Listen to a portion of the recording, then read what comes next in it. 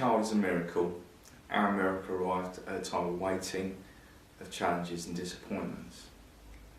This story has got a happy ending, but don't just jump to the last page. Walk the journey with us.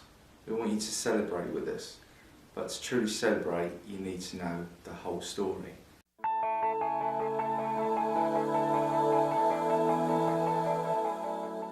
In 2005, Mim and I went on a Christian marriage preparation weekend to help us get our heads and our hearts around the whole thing of being married.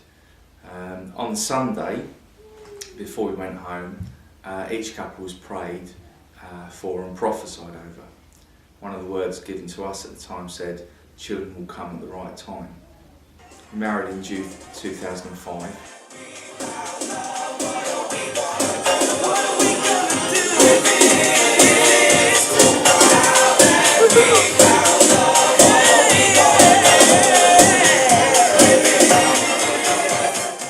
And as part of the service, two of our friends prayed for us. Not unexpectedly, the prayer of children at the right time was spoken over us. In our minds, 2007, 2 years after we were married, was the right time for kids. So we began trying in 2006. By early 2007, we're not pregnant. We wondered if something was wrong, and so decided to speak with our GP, and so the investigations began. It was here, at this point, that God gave us a promise. We told no one, not our family, friends, church, anyone, about our concerns or the tests. I was at a prayer meeting and Dave had a word for me.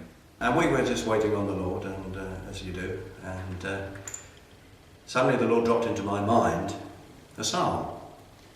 And so I opened my Bible to look at it, and at first it didn't seem to be particularly relevant with what we were praying about that particular evening. It was something completely out of the blue.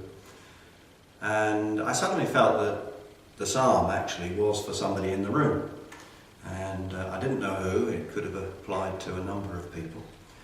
But I just hung on to it, and then at the end, as we were about to leave, the Lord suddenly dropped Chris Hickson into mind. And so as we were breaking up, I went over to Chris and I said, "I think the Lord has got a word for you."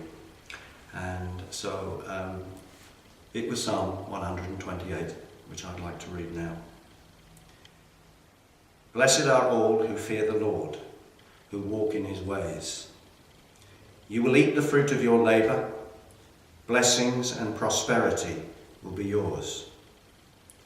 Your wife will be like a fruitful vine within your house. Your sons will be like olive shoots round your table. Thus is the man blessed who fears the Lord.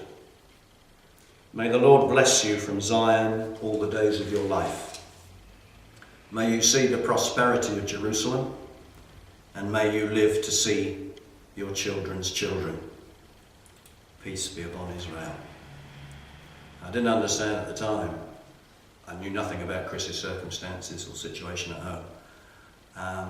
And as he received that psalm, I knew it was for him by the way he reacted.